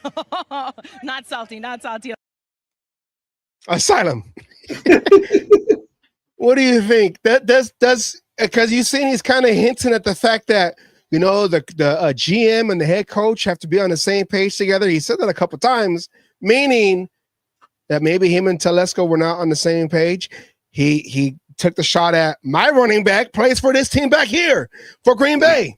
Because, we all remember that he wanted him to resign Josh Jacobs. He wanted Jacobs, yes. And then it's like, well, when I was there, you guys didn't give me all the things I wanted. I didn't get my quarterback. You sent my running back away. So what was I supposed to do? So I'm going to ask you, as I'm seeing this whole thing, whatever. Is this Raider haterism, or does he actually have a point? Does the axe that he's grinding, is it valid? Is it warranted for him to feel that way? Well, no, I mean, I definitely think it's warranted. Obviously, we got a bigger insight on what was going on. We obviously thought there was a good coach, GM kind of a situation going. It doesn't sound like it was there now that we're getting it. I mean, if it was truly Raider hate, this shit would have come out a lot earlier. Okay? But he was put on the spot, right? He was asked the questions, and he did what AP does. He answers honestly. So, as he put, they brought in Carroll. He got the quarterback he wanted. He got the running back he wanted. As he said, he wanted the same thing. He wanted to bring in the same two positions. Okay, now the quarterback we're assuming is Jaden Daniels. And the running back we know is Josh Jacobs. Now, if he would have got his way, would he have still had a job? Maybe. If Jaden Daniels played the way he did, Josh Jacobs, we'll say if he just ran halfway like he would have, and went far for the Raiders, and yeah, he proved that he didn't want O'Connell as QB1. Well, I mean, again, as the QB1, we don't know what that situation was. He might have taken the easy way out. We can say this now because he said it was a three-way decision. And, in going, obviously, maybe he wanted Aiden O'Connell. Maybe he was playing the whole, well, since I didn't get my, you guys didn't trade up and get my guy, I don't give a fuck. You guys choose. And we'll run with it. We don't know what happened in there. But if it was salty and Raider hate, I don't think he would have said some of the other things he said. That was actually good. He was talking about culture, trusting your guy, stuff like that. He was trying to do all this shit. But again, it kind of feels like, this year kind of feels like that whole Del Rio and Gruden year. You re-signed Del Rio contract, and then all of a sudden you fire him because Gruden decided he wanted to come back out. Yeah. Right? Felt like we were going to keep AP, and then all of a sudden, Carroll comes available. There was the whole Ben Johnson fiasco. Whether we don't know if, according to Mark Davis, we weren't really trying to get him. But we don't know the truth on that one either. So, I mean, is there a little bit of salt in there? Maybe, because he's seen the team do for Carroll what he was hoping to get done. But then again, it was made clear, right? The GM was supposed to fucking do everything, and the coach was supposed to make the team, in going. It sounds like that's what happened. And so it's the saltiness that's there. Is that really towards the Raiders? Or is that towards fucking Telesco? Yeah. Now, Telesco was pulling the strings and calling the shots. And Mark Davis and the Raiders were saying, hey, this is your GM. You tell him what you want. He gets you the players, and everything. And go. So we really don't know where the salt is kind of being thrown at. The only name that was said was Raiders. But he said you also have to have that relationship between the head coach and the GM. We have that with a first-time GM, a former GM head coach, who's probably teaching the GM how to be a GM. So it's a lot easier to get your players when it's that kind of situation instead of having the experienced GM and the first-time coach. And, the GM. this is who I got you. This is what you need to do. I just think the common denominator to all of this up until now, because we got Pete Carroll, is Mark Davis. He hired AP first, right? And then he went and got Telesco because we were still trying to figure out maybe they're going to also have Champ Kelly, Chip Kelly Moore Paints. Yeah, okay. Champ Kelly be the guy to GM, but you got a first-time head coach and a first-time, GM trying to run an organization. Okay, whatever. But I'm gonna say, going off of Vincent's comment he said about if he would have went with Aiden O'Connell, because that's what we kept saying last year. Go with Aiden O'Connell. Aiden O'Connell outplayed Minshew except for that one pick six. Now you can say, oh, okay, it's a pick six. He's one play. But you also had an offensive coordinator. They were trying to create these situations that doesn't fit the down and distance or whatever's going on in preseason. They were backwards. They were ass backwards. And that was also with Getsy. But Mark Davis brought in a guy, Telesco. I'm not going to knock on Telesco because Telesco got us Bowers and all that. And the draft that he got wasn't half bad. We got like half the guys of that draft, whatever. But if anybody wants to be salty, if AP wants to be salty at anybody, because it's kind of like the old quote that Parcells said, if I'm gonna cook the food, I want to buy the groceries. Meaning, if I'm coaching, I want to make sure I can get my own players. And going to that, AP is being salty. He's just being salt bay on himself, because if you wanted O'Connell to be your quarterback, you should have outruled everybody. And that's what I had said last year. If this is my only shot, then I'm going down blazing on my own calls. So I can, if anything happens, well, you know what? At least I said what quarterback I wanted, because no one was going to go up to the top. The Bears were going to trade down. The Commanders were going to trade down. You have to work at what you got. And if you had confidence in O'Connell, then you should have went with him. At least that'll, you're going down on your own calls, not, well, I'll let them, we pick straws and the one with the shortest straw got to pick. Oh, so let's go. Oh, I'm going to go with, no, if you're the head coach and this is, you probably figured out I got a 1-year deal. I'm on a 1-year leash. I got to make this work.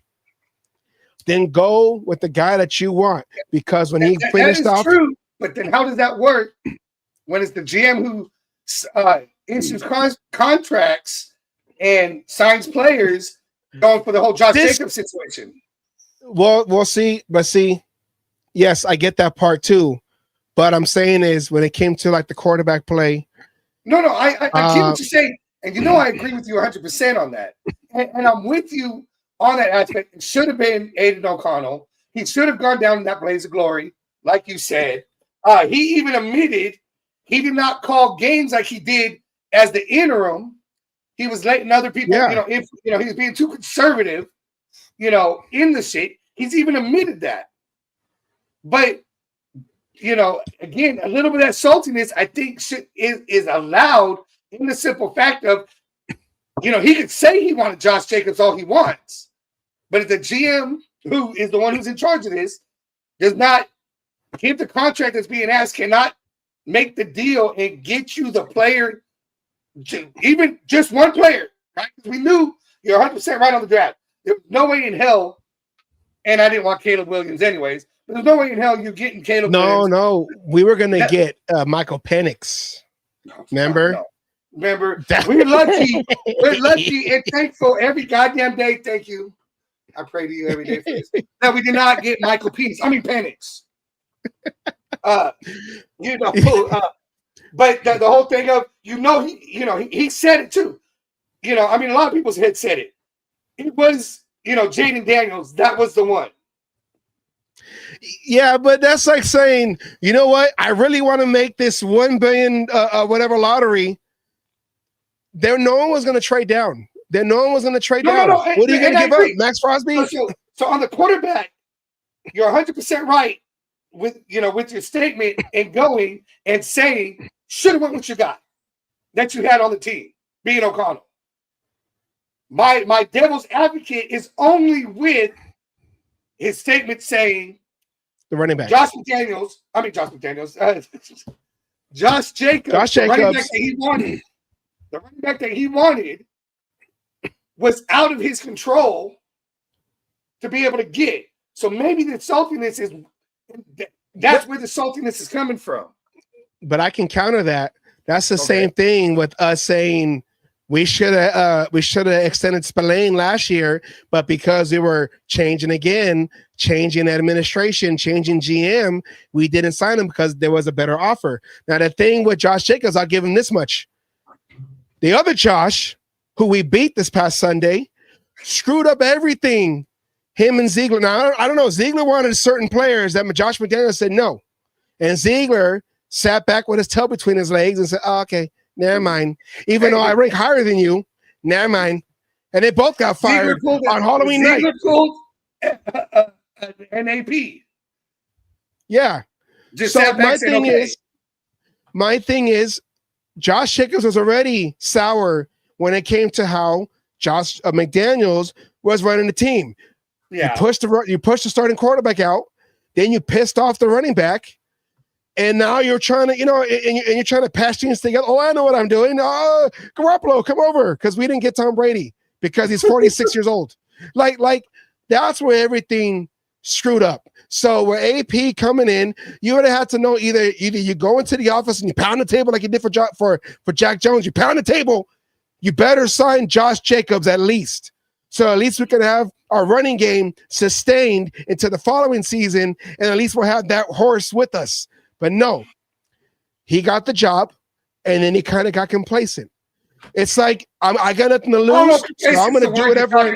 Or the word you're looking for in leadership, in the way he got the job going into 2023. At the end of 2023, he was like, "Hey, I'm doing whatever I can. I'm just the interim." It's kind of like Minshew. Minshew can run an offense if he's a second guy. But when he's the guy, that's when he run around in circles. AP did the same thing. Where coming in, now it's like I did all I can to win the job. Now that I have the job, I'm trying my best not to lose the job, which most likely makes you lose the job because you're overthinking. Oh, is this the right decision? Yeah. No, go with your guns. So at least at the end of the day, if you lose, hey, at least I tried. If we're trying to go after that one girl and you sit back and wait, well, let me just wait until she notices me, friend zone. But if you go over there and be like, hey, what's up? What's going on? No, I don't know. No. You know what? I like you. Oh, okay. If she still says no, at least you went out there guns blazing. That's right. Yeah, no. But I don't disagree with you there. That's why I said with AP, you can be salty that you didn't get the opportunities, but did you really go in there and put your foot down and be like, no, I need this. I need that. I'm going to start the guy I want to start in quarterback with O'Connell, and I need Josh Jacobs back. But I just think that the relationship between Josh Jacobs and the Raiders was strained because of Josh McDaniels. Too many Joshes, okay? Stop joshing me, bro. Anyways. Josh and Josh. Josh. So that's what I think. Now, and I like AP, and I don't dislike AP, but it's like the opportunity you had it. I'm going to ask the question that you asked. Is it really Raider hate? I would say it's not Raider hate. The meter is like, let's say if this is Raider hate, he's just kind of like, I'm going to tease it. I haven't gone up here and be like, no, screw that organization. I'm not going to fault him for wearing the Chiefs red, whatever. You saw Gruden do it too. Because you know what? Any coach or former coach, whatever situation, when somebody comes into another team's practices, OTA, stuff like that, they have, in case they get caught on camera, like that happened, you have to wear that team's colors. I mean, we make other coaches and other former players and shit like that do the same shit when they come to our stuff. I can't fault him for wearing the Chiefs. As much as I hate it and as much as I say it would never be me, I would never do it. I, at the same time, don't fault him for it. Yeah, because Art Shell did it after he got let go from the Raiders in '94. He was their offensive line coach for a couple of seasons. There's not that many jobs out there, and it was all, is he working for the Chiefs? I mean, Spagnuolo is his defensive coach from New York, from the Giants. So, it is what it is. All right, last subject, real quick, because we have our league. What's it called? Fantasy league. We have our Royal Fumble League. Shit. Royal Fumble this League. shit.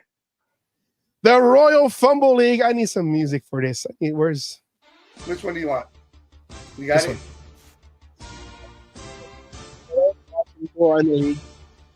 We I lost. Hey, hold on. You're having problems with your mic all of a sudden. You saw right here, Pig destroyed me 114-91. I had some bad receivers. AJ Brown didn't do nothing for me. Asylum, I'm sorry. You lost to KDO. Hey, hold on. 118. My only gripe, I'm going to pull a fucking AP right here. My only gripe with this shit is, why is it every season, time after time after time after time, when a player blows up and goes for 30-plus points, I know it was only 29, but it was 30 before the fucking fumble, okay? When a player goes off like that, I got to be playing fucking against them. I'm tired of that shit. Let somebody else get destroyed. I should have won this game, and not only won it, but won it handedly. I call bullshit. I want to recount. We need to do this one over. And then you have Holy Roller. My girlfriend went. She was behind, and because of that same game you were talking about, which is the Bills and the Ravens, she was able to get past Edward 139-110. So she scored the most points this past week. Daniel, that's her brother, my brother-in-law, basically. Daniel and Anna, they were back and forth. Anna squeaked out that victory, 91-83. And my sister, because of Kelsey running into Worthy, killed her receiver in the first series. No points to Worthy. She loses to Jeff, the Mean Machine. Raider Stitch, my sister, loses to Jeff. So, it is what it is. That's how it goes. Hey, just remember, but this week, guys, this is only week one. Plenty of football left. Plenty of football left. Now, coming up, Edward goes to Asylum. Edward faces Asylum, where Asylum is 53% victory for that one projected. You have Bang Bang Niner Gang. I get to face Arcadio. Oh, Burrito Bowl, because I beat him in our other league. So that's one burrito.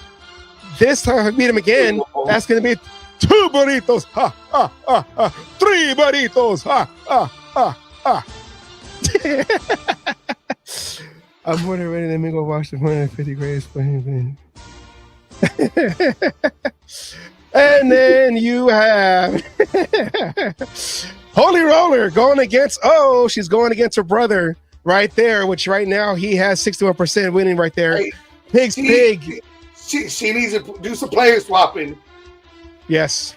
Pig on that. He killed me on this last one. He goes to face my sister Raider Stitch, where that's pretty even, 55-45, but he got the edge with the 5+. And then Anna goes look at that. Talk about even right here. 50. Oh yeah. 50-50. Anna goes against Jeff. That's like AFL. That's like division, old school, right there. And you know what? It's supposed to come on Friday. But if going off of that, you see that belt on top right there? Yeah, it's going to be a real life thing. So whoever wins the league wins the first annual Royal Fumble Cage Match Royal Fumble Championship belt. It should come this Friday, hopefully before we do our Friday show. But that is going to be the prize right there. Is it going on the Friday, or is it going to be a surprise after we have a winner? No, because it's not a paid league. So I want to make sure I show the belt and be like, this is the championship right here. Everybody knows what the Lombardi Trophy looks like. So there's no surprise at the end of the I was just asking. No, and Jessica asked me the same thing too. I said, no. Because I need them to have an incentive to want to keep each, because there's no pay, there's no money involved. But to win the first annual ever Cage Match Royal Fumble Championship belt right here, be the first one ever. It will be shipped to you if you win. It'll be shipped to you if you win. As long as you pay its cheap cost of $29.99. That could be either Anna. That could be. Payments. Sorry. Huh? I said we could break that down into 3 easy payments. 3 easy payments. A Jet2 holiday. No. Anyways, that is the Royal Fumble. That is our. And make sure though tomorrow, make sure you get your scheduling. No scheduling. Oh, yeah. Make sure you get your players situated. Packers and Commanders tomorrow. Okay, Packers and Commanders tomorrow. Good to know. And for all the people new to this who lost in this first week, don't fret, don't worry. This one loss don't mean nothing yet. It don't mean nothing. I'll come back from worse. I want a full ceremony. There you go. Just go. Confetti and all that. Or anything else like that. And to all the winners, don't think you got this shit in the bank yet. Just ask Arcadio what happens when you think about that. Just ask Arcadio. Yes. Oh, it's going to get exciting. I can't believe that I lost. Me Stupid players. Stupid Derrick Henry. Stupid A.J. Brown and all those guys screwed me up. A.J. Brown in my other league. Fortunately, I was able to win still. I beat Arcadio in the other league.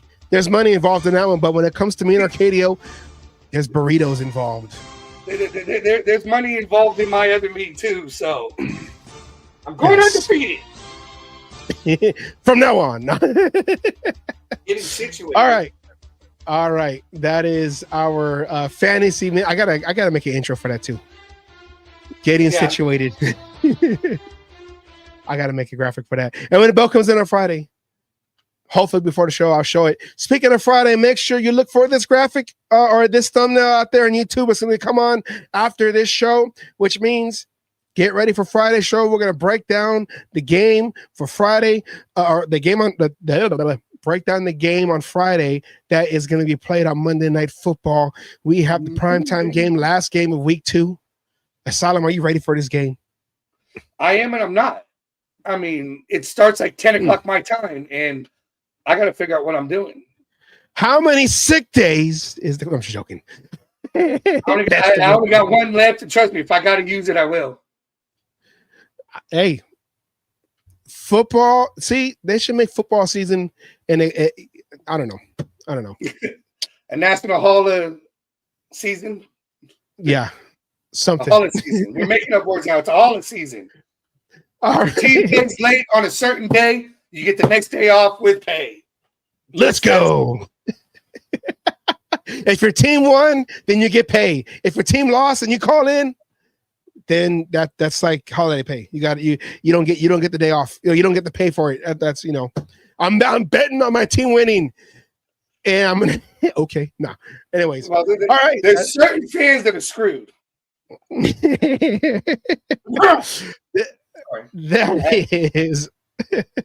That is our show. I saw that we had a lot of people staying on. We had 9-10 viewers plus. We appreciate it. So we'll come back on Friday and do a lot more crazy things as we break down the game on the Monday Night Football game. This is what we do every week. If you're new, if you subscribe. This is what we do every week. We bring segments and all that, whatever. We try to keep it fun. We try to be like that late night show, like that comedy show, but Raider football and all that. Asylum, anything else you want to add?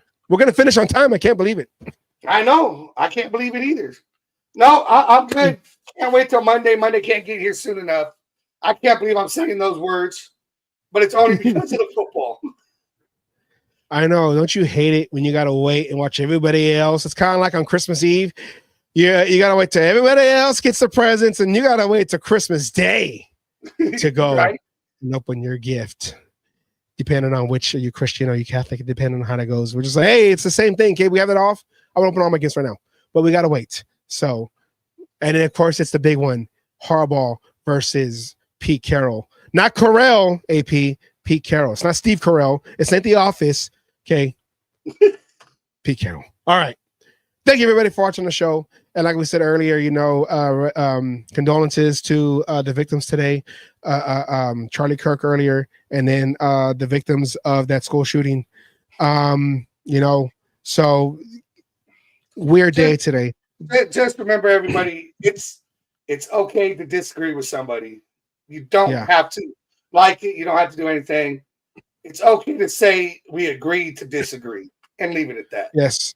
And it's nothing political. It's just the fact that lives were lost, lives were affected, lives will never be the same again. So we just, for humanity, we're like, condolences and prayers to those affected and those who were lost. So with that said, that is our show for today. We appreciate everybody for watching. Thank you for coming on. Thank you, Miss Peggy, for coming on.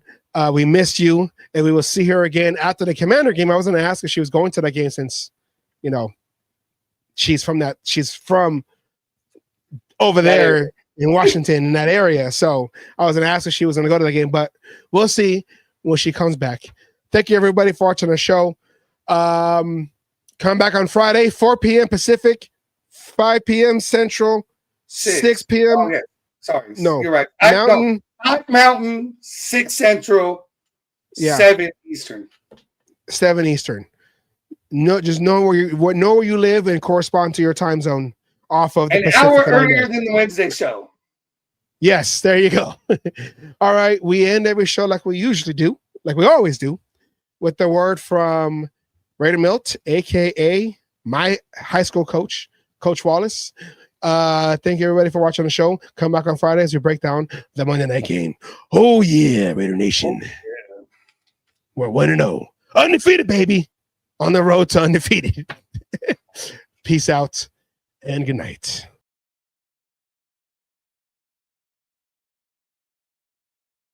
All you other NFL teams, your tailgates are weak. Your teams are weak. We might be down right now, but it doesn't take away the history. And all you Raiders out there need to know your fucking history of who the fuck you playing for and where the fuck you're playing. Damn it. Oh, and by the way, I won my last cage fight again. I'm still undefeated. And you NFL motherfuckers out there that you think you want some, come on and get some anytime.